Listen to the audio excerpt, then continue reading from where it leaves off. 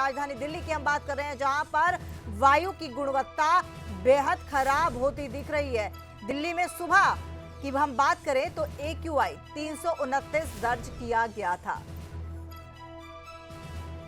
India gate पर 319 पहुंच चुका है और आनंद विहार में AQI 404 पहुंच चुका है। तो बड़ी खबर, दिल्ली की वायु लगातार प्रदूषित हो रही है। आप अंदाजा लगाइए कि अगर AQI इस लेवल पर पहुंच रहा है तो सेहत को लेकर कई सारी समस्याएं हो सकती हैं। खास तौर पर अगर अस्थमा के मरीजों की बात करें तो उनके लिए ये पॉल्यूशन, ये वायु प्रदूषण काफी ज्यादा खतरनाक हो सकता है। और डॉक्टर्स भी लगातार यही हिदायत लेते आए हैं कि अस्थमा के रोगी जो हैं वो फिलहाल बाहर कहीं भी अगर जरूरी ना हो तो बचें, घूमने से बचें, घर के अंदर ही रहें। तो द्वारका में 348 और राजधानी दिल्ली में बेहद खराब हुई है वायु की गुणवत्ता।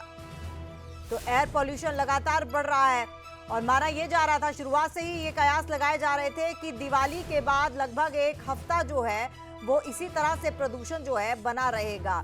और हुआ भी ठीक वैसा ही, क्योंकि पिछले कुछ सालों से हम लगातार देख रहे हैं कि दिवाली के बाद एकदम से प्रदूषण का लेवल, AQI लेवल जो है वो बढ़ जाता है। और इस बार भी लगातार ये कयास लगाए जा रहे थे कि दिवाली के बाद लगभग एक हफ्ता लगेगा सामान्य होने में।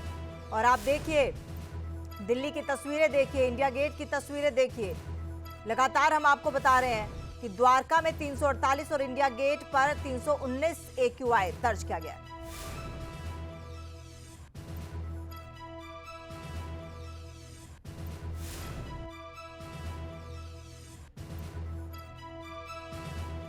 हमारे साथ हमारे संवाददाता विनय सिंह इस वक्त लाइव जुड़ चुके हैं। विनय, आपसे जानना चाहेंगे, क्योंकि आप दिल्ली में मौजूद हैं, तो सबसे पहले तो आपसे दिल्ली का हाल भी जानेंगे, लेकिन तस्वीरों के माध्यम से हमारे दर्शकों को भी समझाने की कोशिश कीजिए कि इस वक्त वातावरण कैसा है।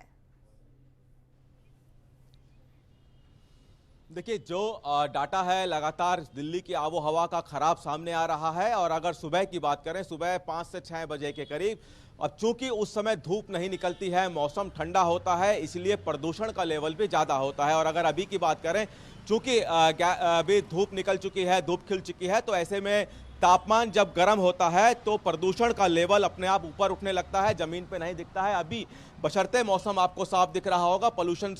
लेकिन जो पोल्यूशन का लेवल है दिल्ली में वो खतरनाक, यानी कि वेरी पुअर, बहुत खराब स्थिति का बना हुआ है।